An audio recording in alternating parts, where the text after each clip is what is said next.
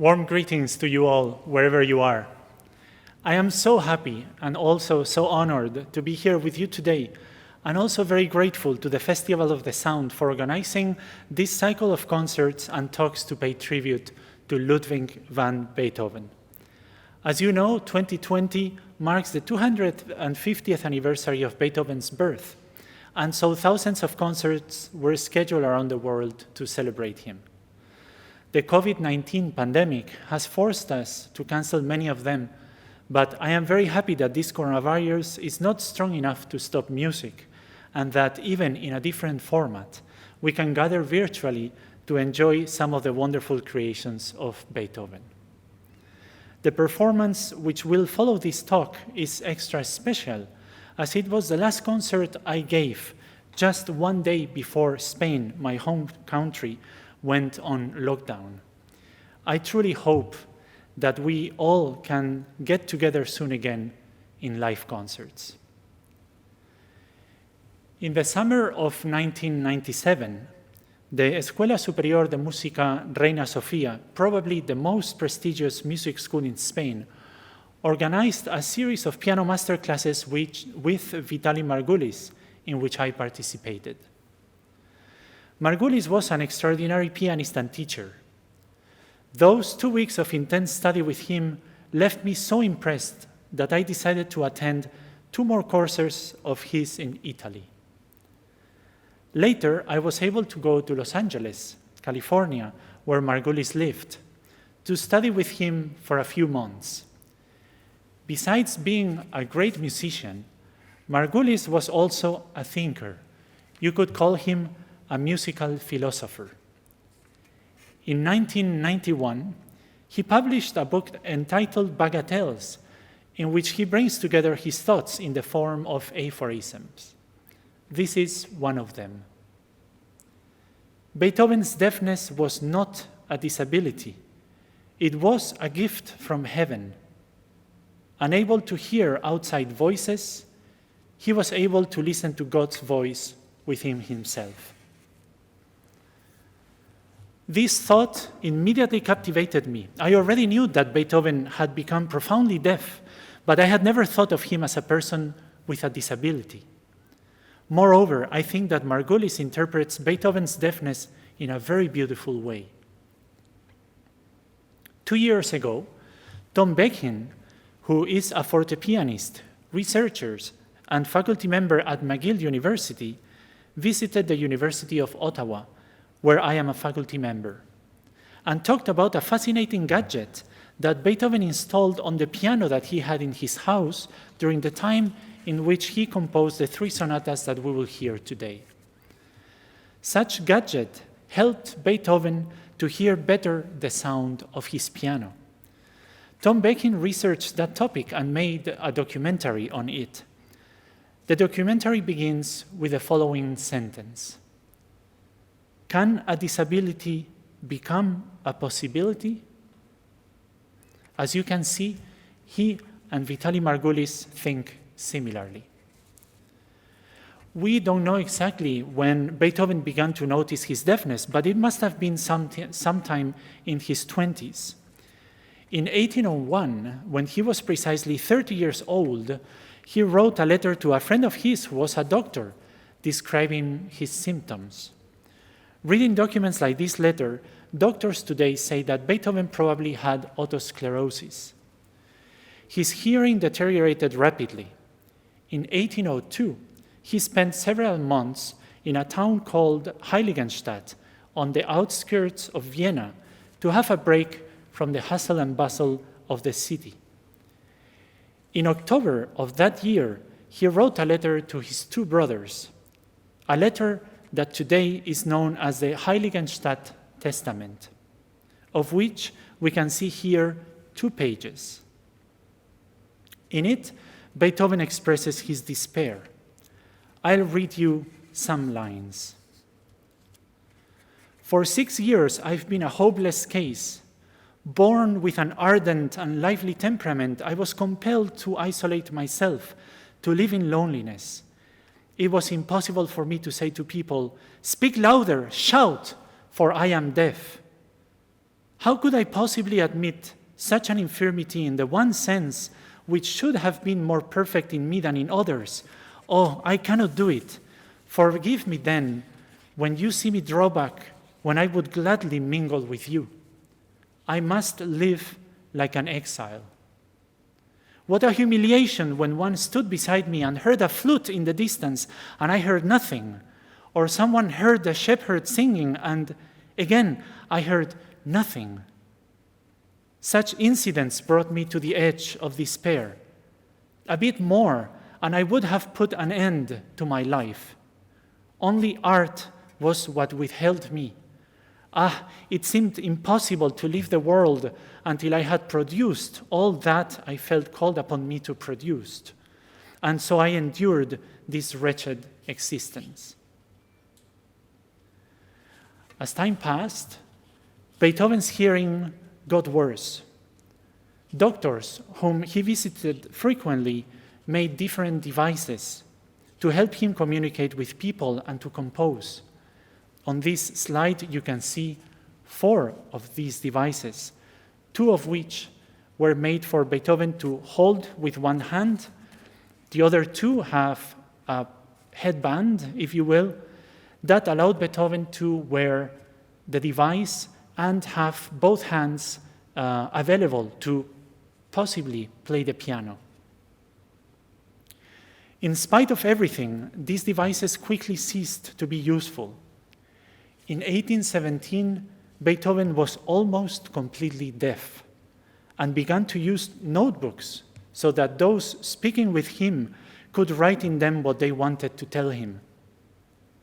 Today, we call these notebooks the conversation notebooks, and we conserve 140 of them. This slide shows a conversation that Beethoven had in 1817 with a friend who helped him move from one house to another at that time. In this conversation, Beethoven asks his friend for advice on whether to paint or install wallpaper in one of his rooms. It is a very special example because we can read in it Beethoven's questions and comments, while in most of the notebooks, only the answers of the people he was talking to are written down.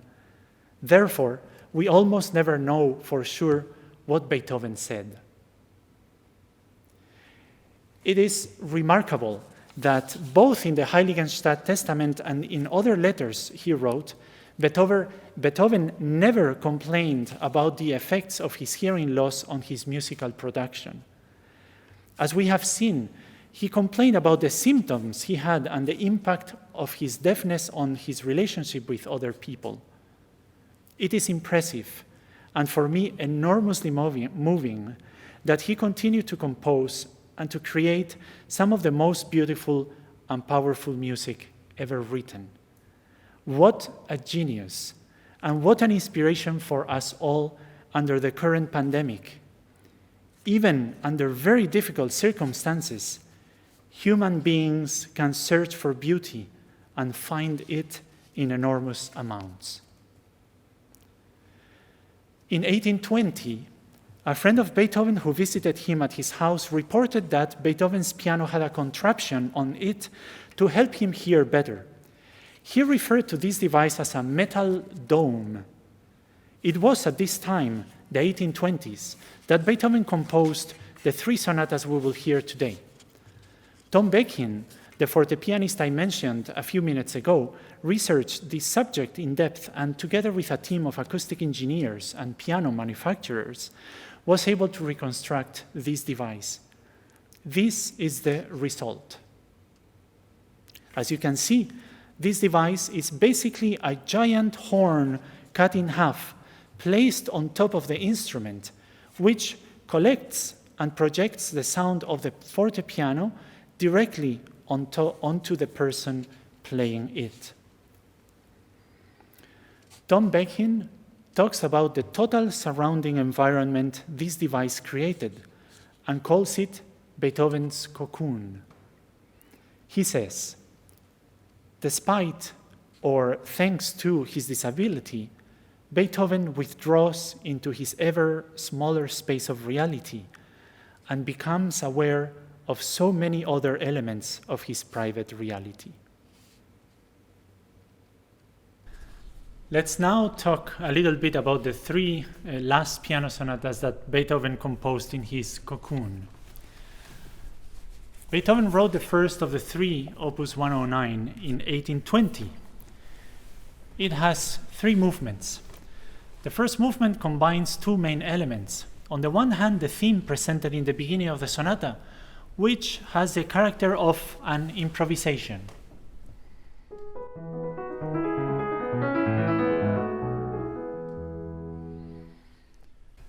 On the other hand, a second section, quieter, more lyrical, but also with some improvisational outbursts.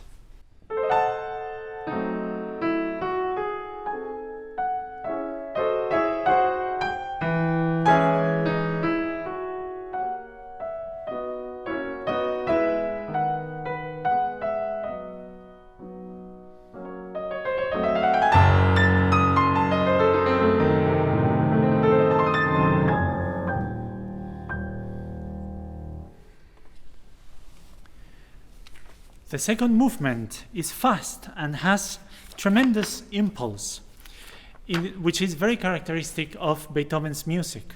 Also, the first movement finishes in a very quiet way in the major key, E major. And without any transition, Beethoven shifts to E minor, which is so typical of his music, to shock the listeners with changes of dynamic and tonality. The third movement is a theme with variations. It is very interesting to see how Beethoven, who is a composer of the classical period, opens with these sonatas the doors of Romanticism, very much so, while at the same time he does not forget the past, which he admires, and uses a musical genre, that of the theme with variations, which many other composers who lived before him employed. Bach and his very famous Goldberg variations, for example, or the numerous variation sets written by Handel, Mozart, Haydn, and so many others. Beethoven wrote 6 variations on this movement, and these are the first few measures of the theme.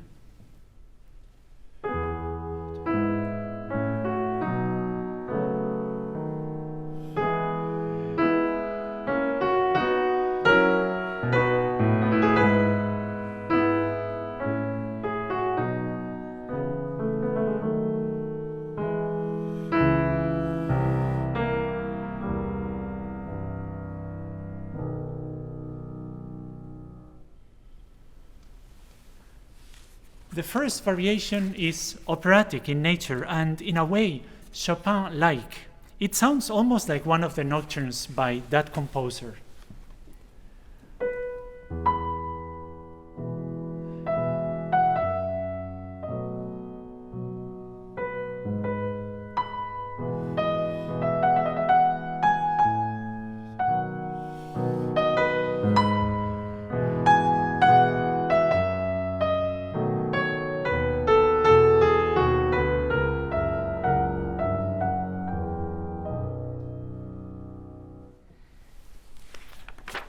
The second variation is a composition that we could call pointillistic.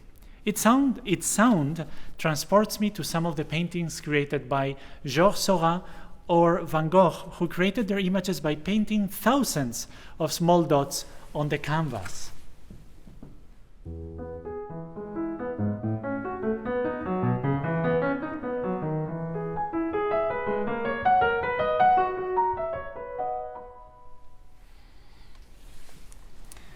The third, fourth, and fifth variations are reminiscent of Bach's inventions and fugues. They are contrapuntal pieces.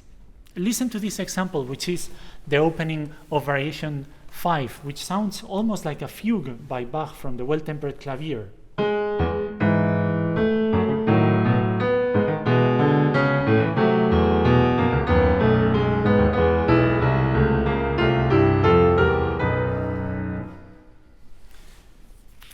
The sixth and last variation, the longest one, is absolutely extraordinary. The main theme returns but this time on the alto line, so you hear it. And the bass line accompanies that theme. It's a duet.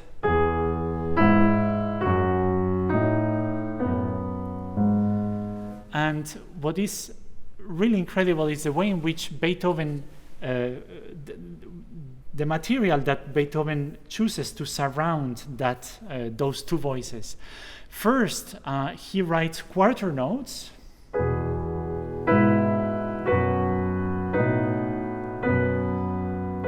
Then the quarter notes become eighth notes, so it's a smaller value, a faster value.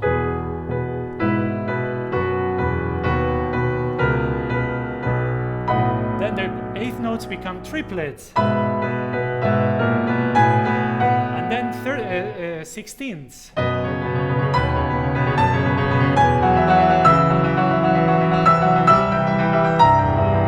now he goes to a faster value, which is 30 seconds.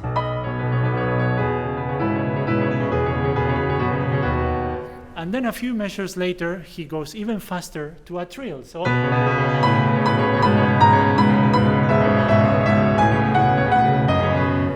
and so on. And once Beethoven gets to that trill, he doesn't release it until 23 measures later. During that time, the trill varies greatly, as you will hear in a few minutes. This way of writing is enormously innovative.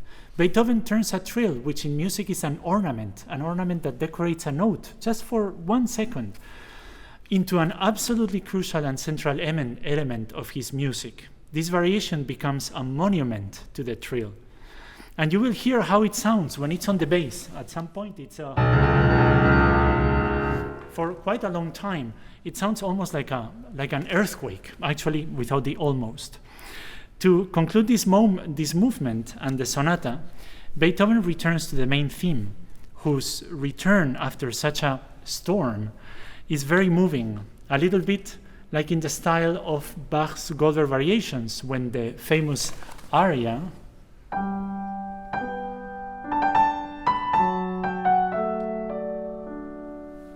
returns at the end after almost 90 minutes of music, to close the circle, if you will, in a very intimate way. Let's move on now to the second sonata in today's program, the one in A-flat major, opus 110. Beethoven wrote a great amount of music for solo piano, but he also wrote music for other instruments, among which we find his string quartets and symphonies, among many other pieces. If one looks at the chronology of his output, it is very interesting to see that Beethoven, that before composing any of his quartets or symphonies, he had already written 12 piano sonatas. This pattern, which was repeated throughout his life, shows us that the place where Beethoven explored and cooked up his ideas, his musical laboratory, if you will, was the piano. This is why in his piano works we find many passages that sound like an orchestra, and many others that sound like a string quartet. A perfect example of this are the first measures of the sonata opus 110, which sound like two violins, one viola, and one cello playing together.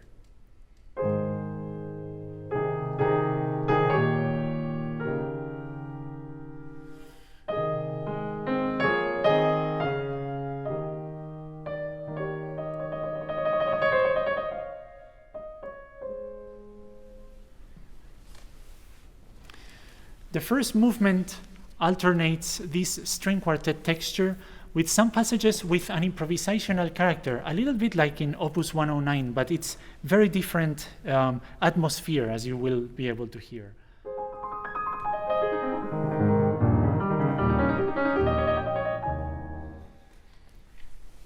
The second movement seems serious, but the truth is that it is witty and ingenious, with accents that seem to be on the wrong place, abrupt changes of dynamics, and so on.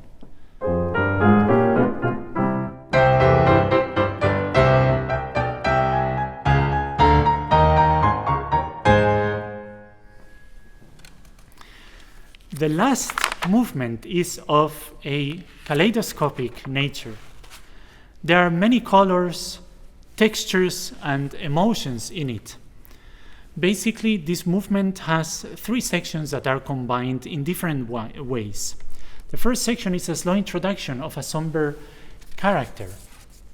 And it is really incredible because it lasts for 7 measures. And in 7 measures, Beethoven tells the performer so many things. I will just read you the score. It says, slowly but not too much.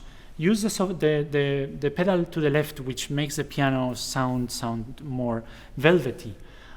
Play like a recitativo in an opera.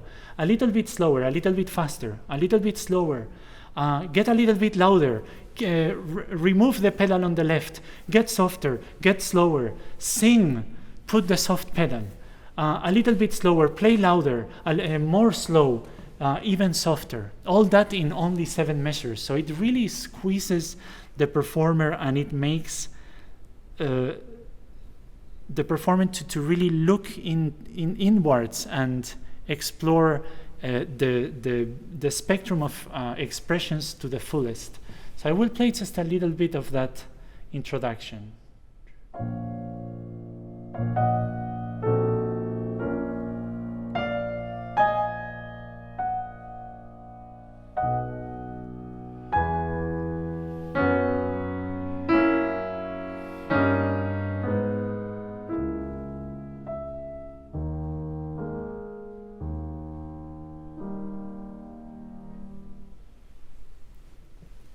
The second section of that movement is an arioso. It's like a little aria from an opera.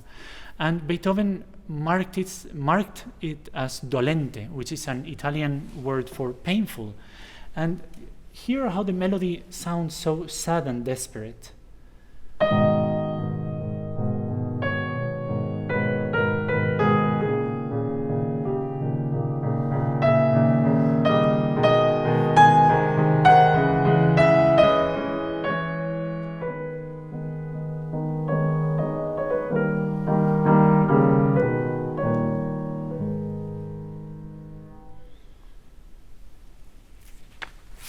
And the third section of that last movement, it's a fugue.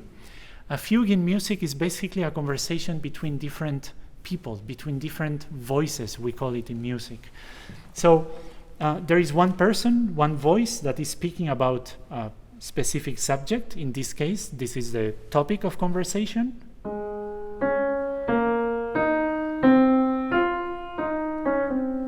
And a few seconds later, there is another person who joins in the conversation with the same topic, but of course with a different voice, because it's a different person. So in this case, the voice is a little bit higher.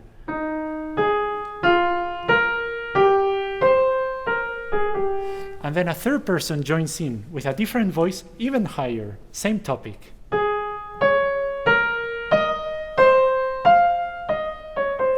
So if you put that together in a masterful way, as Beethoven did, listen to the result.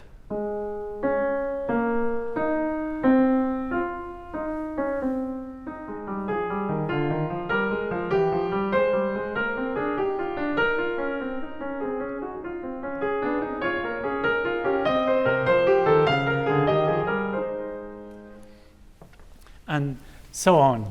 So the fugue and the arioso appear twice, the 2 times that I just mentioned, and a little bit later again. In its second appearance, the arioso has an even more desperate character.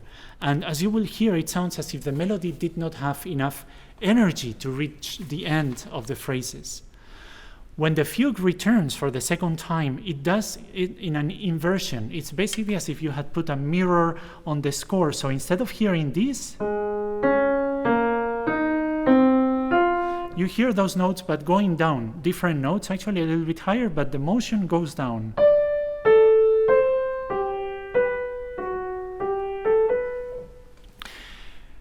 The complexity of this second return of the fugue increases, and its speed also as the movement develops, until it reaches an explosion of color and sound in the last bars, with which the sonata ends.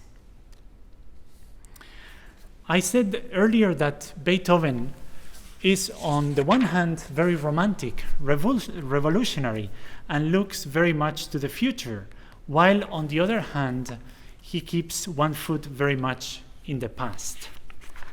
The Sonata Opus 111, the last one he wrote for piano, is a perfect example for this, or of this. Beethoven begins this sonata with a rhythm that comes directly from the Baroque, a French overture rhythm, which is pam, pa-pam, pa-pam, pa-pam, which many other composers used. A very famous example is the opening measures of Handel's Messiah.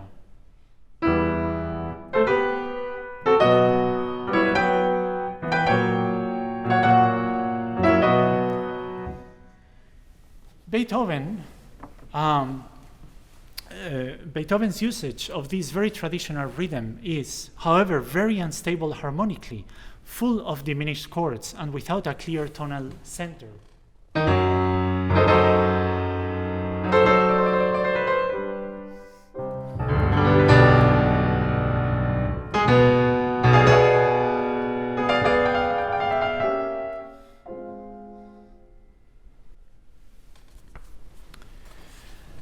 The French overtures of the Baroque had two sections, an initial slow one with a characteristic rhythm that I have just mentioned, and a second, faster and more contrapuntal one.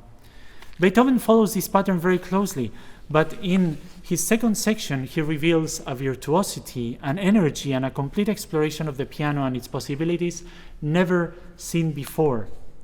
Beethoven shows us how much the piano is capable of and pushes the performer to the limit. Another revolutionary aspect of this sonata is that it only has two movements. In Beethoven's time, sonatas used to have three movements, but he, to complete his production of piano sonatas, writes one with two movements. And in the second and last movement, Beethoven looks again to the past and offers us another theme with variations. The theme could not sound more noble and calm. Listen to its first measures.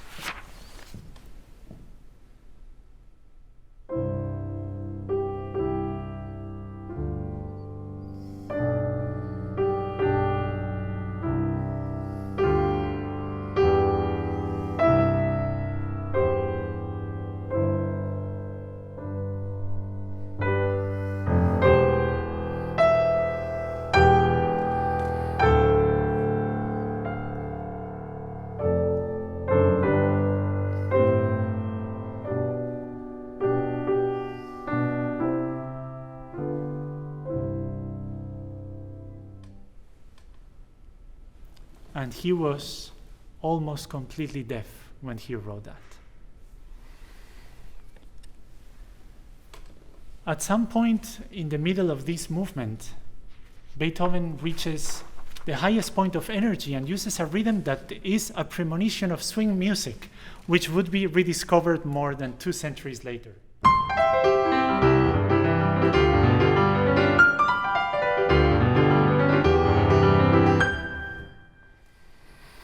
After that kind of futuristic madness, Beethoven changes character abruptly and plunges us into the other end of the emotional spectrum by writing music that barely moves, static.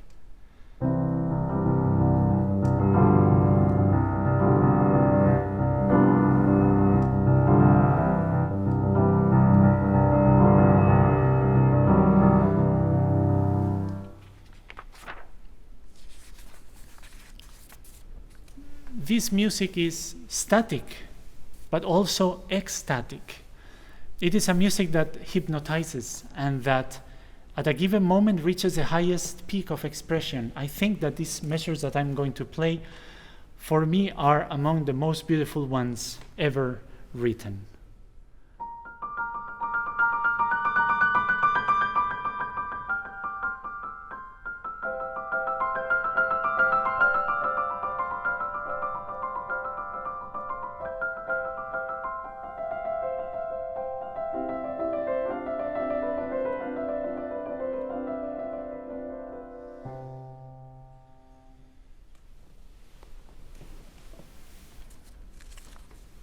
Beethoven continues to explore these different emotions, atmospheres, colors, and after a long and sustained crescendo, another endless trill appears, like that of the sonata Opus 109, but in this case much more difficult to execute. Actually, there is another trill before that one, which is also quite tricky, but I'm talking about the very last trill that appears in this sonata. Very long, and it's very difficult because Beethoven asks you to play it with the pinky finger and the ring finger, which are the two weakest fingers in your hand, while at the same time you have to play the theme with the other three fingers. So it's very, very tricky. After this display, Beethoven concludes his collection of piano sonatas in the most discreet way possible. Many artists would have chosen to end their last sonata with a loud bang. Beethoven, however, does the opposite. He goes to the back door, opens it quietly, and without disturbing anyone and without raising a speck of dust from the floor, closes it behind him and leaves. The music we are about to hear is the voice of God mentioned by Margulis, and which Beethoven found in his private reality, in his cocoon, as Tom Bechin said. This music is the possibility that the disability of Beethoven created, and it made him the most admired composer in the history of music. Thank you.